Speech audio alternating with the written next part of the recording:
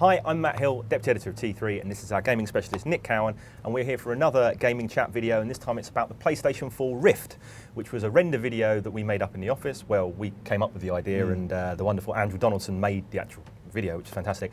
But it's had an almost unanimously positive response on YouTube, which is quite unusual. Yeah, because like usually people are kind of divided over the render videos we put up, but this was very much a case of I want this now. Yeah. I mean, we've done videos with more traffic, but it was just incredibly positive response. So we thought we'd come on and have a talk about the ideas and what we made and whether this could actually be a reality. Sony chief Shuhei Yoshida sounds very, very positive about it, and the Oculus is an amazing piece of kit. But given Sony's track record of visual representation on a console, not a PC console. They were the first console manufacturer to introduce 3D gaming. Yeah. They're a company that are making the first 4K televisions, which apparently give you the most crystal clear, wonderful pictures known to man. And you say to yourself, find anything to watch on it. Exactly, and if you can afford it without selling a kidney. But the fact of the matter is, they've got their visual representation locked up, it looks like. Do they actually need something like the Oculus Rift? It's worth saying that, that we riffed off that, no pun intended. A couple of things for that video. I mean, the suggestion that PlayStation would make it was kind of a bold suggestion to try and get some kind of reaction, to kind of get some conversation going. But what became clear at E3 when we were there was that, say, Shuhei Yoshida came out and said that they had a few dev kits. I interviewed Shuhei Yoshida at E3 and he was very positive about the Rift.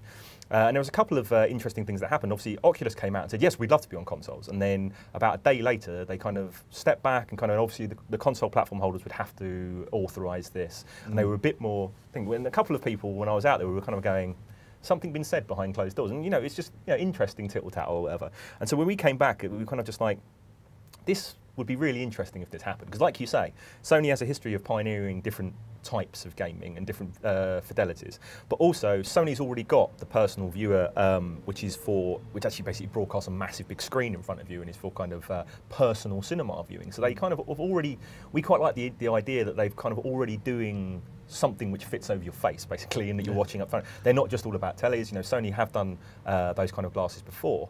So that became very interesting about how they do that. And then there are lots of people crossing over between, so I'm going to pronounce this wrong, and I'm sorry in advance, Brendan Iribe, I never know how you pronounce his name, sorry. I will find out. But basically, he moved from Gaikai to Oculus. Right. Obviously, PlayStation have bought out Gaikai and is now part of PlayStation 4, so all this stuff was kind of lending itself, so it was all kind of in the air. And the first thing I thought when I saw the PlayStation 4 conference was when I saw the Killzone Shadowfall video, which was when the guy jumps over the edge and grabs onto the rope coming out of the helicopter, and when the guy looks down and you can see like all the skyscrapers in the floor, and I just remember thinking, that would just be unbelievable on Oculus Rift. And just all the things kind of linked up, and it kind of seems very plausible. Whether PlayStation would make one is a very different thing altogether. But I would think, being a betting man, I would imagine that Oculus Rift will widen to support consoles. So you're like one of the few people in the office who's actually had this item strapped to your head. Could you describe what it's actually like having it, what's it like in there? Well, I'm sure you've seen the other video, some of the outstanding videos on YouTube of the guy who's afraid of being on a roller coaster, and then he goes on a roller coaster within the Rift, and his reaction. That is not made up. That is genuinely what it feels like. It's very hard to try and not be an evangelist because it is quite amazing. And when I tried it, I tried the SD version, which is the dev kit, which has gone out, which is Kickstarter. But I also tried the HD prototype, which is the one they're working towards to making the consumer version. The old one has what everyone's called a kind of a beekeeper view, like as in it kind of looks slightly pixelated. It looks like you're standing really close to a screen. Right. Whereas the new one kind of basically takes that over. It's a higher def, obviously it's running at 1080.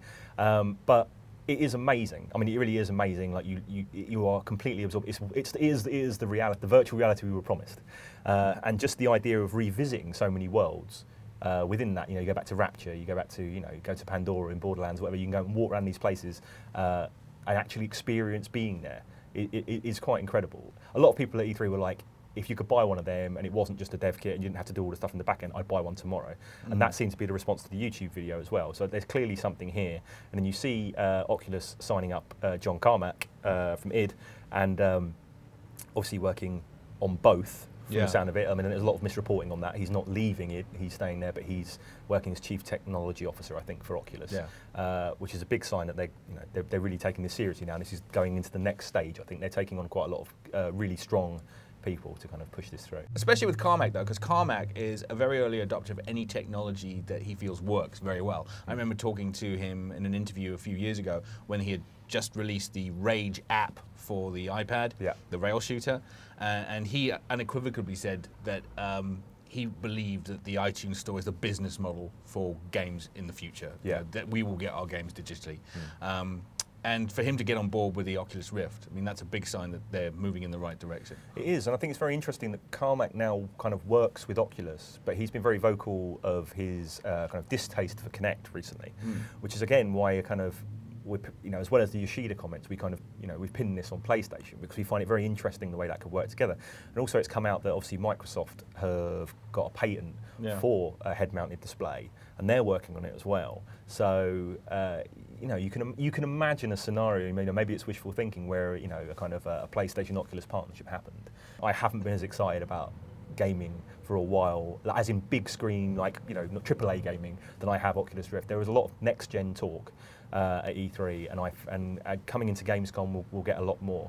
But the one thing I took away from E3, despite the next-gen consoles looking, you know, fine and dandy and good, but the exciting, what seemed to be pushing the boundaries, seemed to be Oculus Rift, and it'd be very exciting to play proper home console games on that. And again, as I say, it ties in with a lot of things that Sony and PlayStation work on in a way, yet is a technology that they haven't seen to be done. But I guess the question is, do they make their own? Do they work with Oculus? Do they?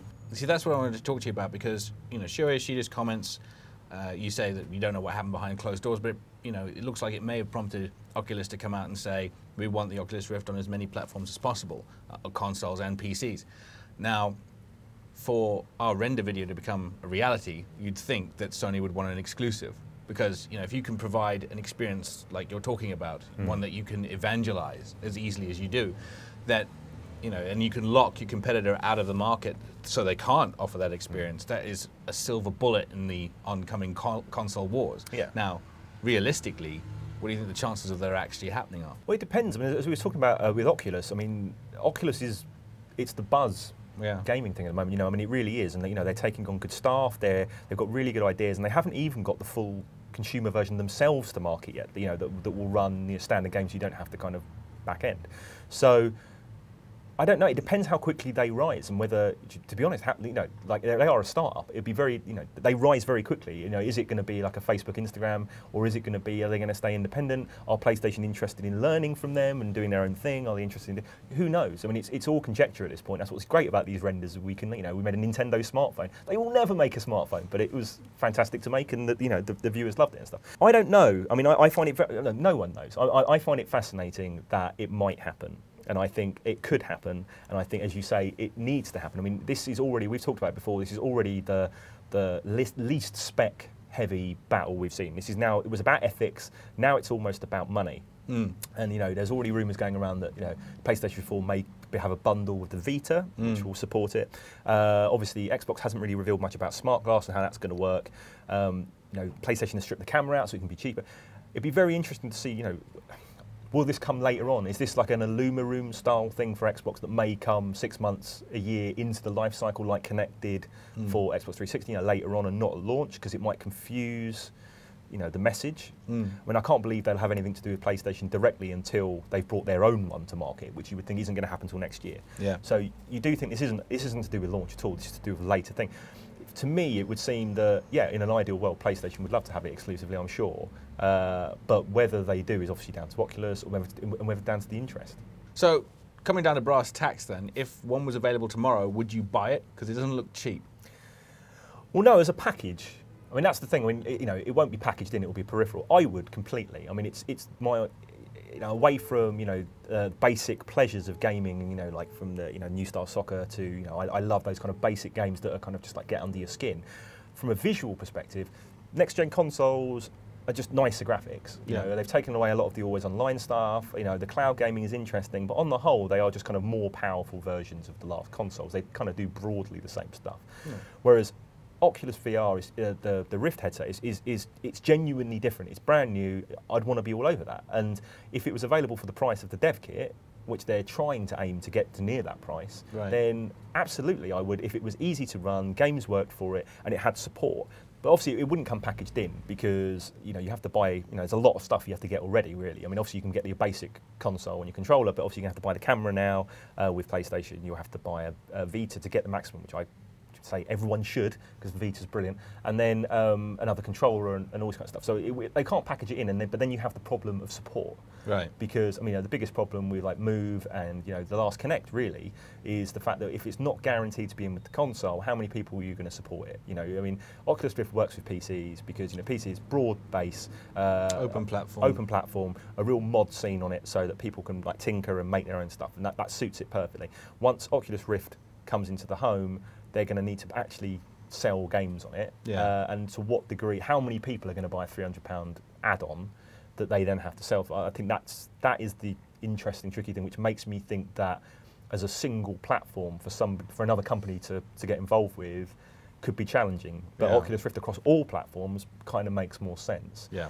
It's also worth bearing in mind the health and safety app, Right. because although it is, I actually found no nausea at all when I was doing it. The only thing I had, lots of people talk of nausea, but I had no nausea. I actually felt, the only thing that happened was I was in a room full of people and the room fell silent and I genuinely didn't know where I was.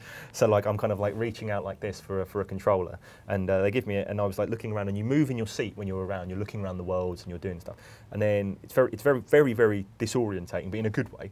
But then basically you kind of, if the room falls silent, you realise how much you realise where you are, down to sound, not down to sight. And if it's quiet, you don't know where you are. I nearly fell off my chair. It's very strange. And at the moment, because this is a kind of a dev kit and a bit of fun, it's kind of, that's kind of seen as a cool thing. But instantly, you know, into homes with kids and that kind of stuff, that it opens up a whole new world of issues to deal with. Absolutely. I mean, look at the sort of stories that were written around about the time that the 3DS came out. Yeah. You know, I mean, will this destroy your children's eyesight? I mean, you know, there's been no blind kids because of the 3DS, but you know. Yeah, I mean, you can imagine already the stuff, and then they'll have to tackle that early on. You know, virtual reality, as it's been known as, you know, has been big for ages. You know, I mean, it's come and gone. It's been very faddy. You know, I remember playing on those virtuality machines in the arcades when I was like a teenager. But obviously, the actual headsets that were available, one, were ridiculously expensive, and two, were absolutely, you know, basic and nowhere near as much as the sci-fi ones.